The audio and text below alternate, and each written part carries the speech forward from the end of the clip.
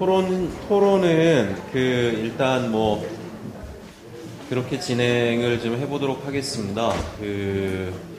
약 한 20분 동안 저희 신명호 소장님께서 일단 발표하신 분들에게 총평도 해주시고 또 질문하실 부분들이 있으면 추가 질문해서 쟁점이나 과제들을 좀 도출해 주실 것 같고요. 거기에 대해서 보충 답변들도 있을 것 같고요.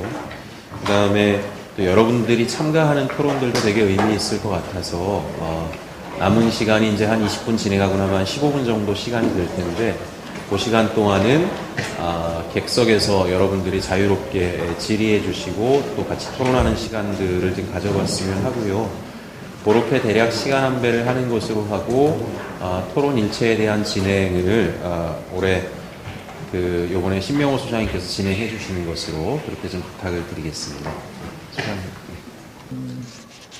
실천 현장에서 직접 주민들을 만나고 그래서 그분들과 조직을 만들고 새로운 것을 도모하는 바로 발표하신 분들이 저는 전문가라고 생각하고 저 같은 이렇게 뒤따라다니면서 관찰하고 이렇게 글이나 쓰는 사람은 전문가라고 절대 말할 수 없다. 이게 제 소신인데요. 그런 점에서 이제 제가 전문가 행세를 하는 건 당치 않다고 생각합니다. 그래서 뭐 지금 말씀하신 것처럼 뭐 총평을 한다든지 하는 것보다는 일단 제가 이제 들으면서 또는 이것저것을 보면서 느낀 것 몇 가지만 말씀을 드리도록 하겠습니다. 사실은 자활 지원 제도가 만들어지기 전에 가난한 사람들이 모여 사는 아까 이제 신만수 선생님 발표하셨던 그런 동네에서 생산 공동체에 대한 실험들을 계속 해왔죠. 협동 방식의 생산 공동체들을 실험했고 그러면서 그때 느꼈던 것들은 일단 그 동네에 사는 사람들이 우리가 함께 뜻을 모아서 어떤 공동체를 만들어 보자, 생산을 함께하는 협동작을 만들어 보자 하는데 의기투합을 했고 그래서 이제 뭐 때로는 집을 짓는 서비스를 아이템으로 하기도 하고 어떤 경우는 뭐 직접 공제를 해보기도 하고 했는데 그 실험들이 대부분 실패했어요. 그래서 실패한 경험 속에서 우리가 자본이 조금만 더 있었으면 독자 브랜드로 나갈 수 있었을 텐데 라든지 또는 여기에 좀 전문적인 기술을 가진 사람들이 같이 결합을 할 수 있었으면 우리가 성공할 수 있을 텐데 또는 우리의 판로를 또는 뭐 세제 혜택을 뭐 이런 제도적 지원들이 있었으면 우리의 성공 확률이 훨씬 높겠다. 이런 생각들을 하면서 사실은 자활 지원 제도가 만들어질 때 그런 요구들을 했었죠. 그러니까 뭐 저는 하여간 언저리에 있었지만 실제로 이제 그런 실험들을 했던 분들이 중심이 돼서 제도로서 이것을 반영해 달라고. 그래서 실제로 이제 자활 공동체가 지역 자활센터에서 만들어지고 그것의 어떤 궁극적인 목표를 이제 시장 진입이라고 잡으면서 거기에 뭐 자본도 일정 부분 빌려주는 제도도 생겼고 우리가 희망했던 그런 제도들이 생겼습니다. 근데 그런데도 불구하고 실제로 시장에서의 성공은 별로 보이지 않았죠. 자활공동체들도 여전히 많은 어려움을 겪었습니다. 거기서 생기는 불일치에서 가장 큰 문제는 뭐였냐 하면 처음에 우리가 제도 바깥에서 실험을 할 때 가장 확실하게 갖고 있었던 것이 사람이었어요. 사람들로 이루어진 공동체였고 이것이 있었기 때문에 기타 뭐 돈이나 이런 것들이 좀 더 있었으면 성공할 수 있겠다고 생각을 했는데 제도가 되고 나니까 돈이나 뭐 기술 지원이나 뭐 교육 지원 이런 것들은 생겨났는데 정작 중요한 사람이 빠져 있었다는 거죠. 그러니까 자활 제도 속에서는 그냥 사람들을 수급자로 선정을 해서 보내고 이 사람들을 가지고 공동체를 만들어서 해라 이렇게 되었으니까 그분들이 그런 시스템에 대한 이해도 부족했고 처음에는 그런 의욕과 의지가 굉장히 낮을 수밖에 없었던 거죠.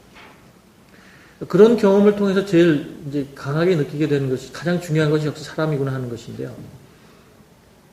사실은 이 협동조합이나 오늘 우리 이 포럼의 주제에 해당하는 어떤 여기는 협동사회경제라고 이름을 붙였군요. 협동사회경제를 가장 대표하는 형태의 조직으로서 협동조합이라든지 또는 무슨 사회적 기업 이런 걸 떠올릴 때 우리나라의 경우는 유독 국가 권력이 주도했던 역사를 갖고 있죠. 그래서 이제 협동조합만 하더라도 1961년에 이제 5.16 쿠데타 주도 세력들이 정치적인 필요에 의해서 농협법을 새로 제정을 하고 거기에 따라서 소위 농업협동조합이라는 조직들이 많이 생겨났고 수협이나 산림조합의 경우도 크게 다르지 않았습니다. 그렇게 해서 사실은 협동조합이라는 이름이 붙은 그러한 경제 조직들이 우리나라 공식 부문 경제에서 일정 부분을 차지하고 수적으로도 이제 큰 비중을 차지하게 됐는데 역설적이게도 사실은 그러한 과정을 밟았기 때문에 오늘날의 농협이 협동조합으로서 인정을 못 받고 있는 거죠. 실질적인 협동조합으로서. 그리고 그것보다는 훨씬 더 좋은 의도를 가지고 시작된 것이지만 2006년도 말에 이제 사회적 기업 육성법이 만들어지고 또 상당히 많은 예산들이 이제 풀려나면서 오늘날 이제 사회적 기업들이 대유행을 하고 있고 이제 그런 현상 속에서 역시 그런 현상들을 보면 우리가 순간적으로 착각할 수 있는 것이죠. 어떤 법이나 제도가 만들어지고 그것이 마치 우리가 만들려고 하는 것의 시발점인 양. 그래서 그 법이 어떻게 만들어지냐. 아니, 법이나 제도라는 것이 여전히 저는 굉장히 중요하다고 생각하고 그것이 이제 우리의 어떤 대한경제운동에 그걸 촉진하기도 하고 장애가 될 수도 있는 굉장히 중요한 요건이라고 생각하지만 역시 오늘 발표하신 많은 사례들을 봐도 그렇고 또 모든 발명의 어머니는 필요라고 하는 보편적 진리에 입각해 봐도 그렇고 역시 이런 우리가 소위 협동조합 또는 대한경제 조직이라고 부르는 것들의 시발점은 어떤 문제에 대해서 강하게 필요를 느끼는 사람들, 그러니까 어떤 무리를 이루고 있는 사람들이 느끼는 필요 또는 충족되지 않은 욕구, 어떤 그 불만스러운 점 이러한 것들이 사실은 하나의 그러한 조직을 만들어내는 원초적인 힘이라고 하는 것이죠.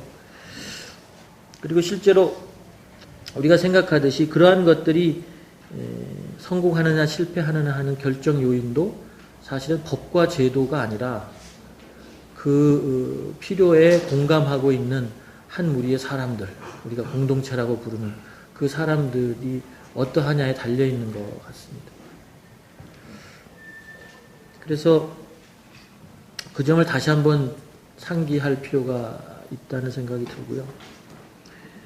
더군다나 이제 자본을 중심으로 돌아가는 사회에서 눈길을 잘 주지 않고 잘 돌봐주지 않는 사람들, 우리가 소위 사회 취약계층이라고 부르는 그러한 사람들, 오늘 발표했던 것에서 보여지는 수급자라든지 노숙인이라든지 철거민이라든지 지적장애인이라든지 또 농촌의 저소득 주민들 같은 그런 분들에게 있어서는 특히 그 결핍되고 박탈된 그 필요의 정도가 더 클 수밖에 없기 때문에 이렇게 서로 협동하는 공동체 방식의 조직화가 더욱 절실하고 요긴하다고 생각합니다.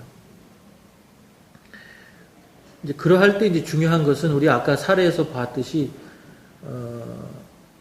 그분들의 경우는 어디 가서 크게 발언권을 행사해 본 적이 없는 그런 위치에 있는 분들이고 그래서 어떻게 보면 항상 늘 수동적인 위치에 있었죠. 수급자의 경우도 그렇고 또는 노숙인 더 말할 것도 없을 것이고요.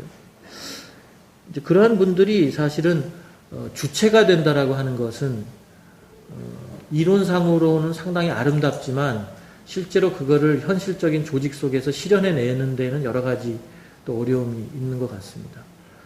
그런데 확실하게 그런 것을 만들어내는 것이 결국은 이 조직이 성공적으로 나가는 1차적인 단계인 것 같아요. 그래서 실제로 어떤 필요에 대해서 절실하게 공감하는 사람들이 우리가 지향하는 목표가 하나라고 하는 사실을 확인한 후에 그 문제를 풀기 위해서 우리는 어떤 방법을 사용할 것인가에 대해서 머리를 맞대고 그 방법들을 이제 찾아 나가는 것이죠. 아까 누리협동조합에서 말씀해 주셨듯이 보증인이 필요한데 보증인이 없으면 이 시스템이 성립할 수 없는데 그러나 보증인을 세울 수는 없고 뭐 이런 상황에서 사실은 이제 그러한 그 생계비를 지급받는 통장의 자동이체를 설정하는 방식이라고 하는 아이디어가 창의적인 아이디어가 사실은 이제 그런 분들로부터 나오게 되는 것이죠. 그래서 한 단계 진전하게 되는 것이고. 그래서 사실 자활사업에 참여하는 분들이 마침내 이사장과 부이사장과 이사를 맡는 임원을 맡게 되는 그런 굉장히 획기적인 그런 변화들이 일어나는 것 같습니다. 그리고 이제 그런 경제적인 욕구뿐만 아니라 사실은 이것이 그야말로 어디에서도 자기 삶에 직접적인 영향을 미치는 중요한 결정에 대해서 결정권을 행사해 본 적이 없는 그런 분들이 마침내 자기 결정권을 갖게 되는 그래서 비로소 직접 민주주의가 실현되는 그런 현상이 나타나는 거라고 생각합니다. 그래서 저는 이것이 이제 경제적 필요나 욕구를 해소하는 것뿐만 아니라 동시에 그 구성원들 개개인에 있어서는 그러한 그 자기 삶에 대한 컨트롤을 행사할 수 있는 그런 권한을 갖게 되는 그래서 오늘날 많은 문제를 일으키고 있는 대의민주주의 대신에 사실은 그런 직접 민주주의를 실현해내는 그런 의미 있는 활동이라고 생각을 합니다.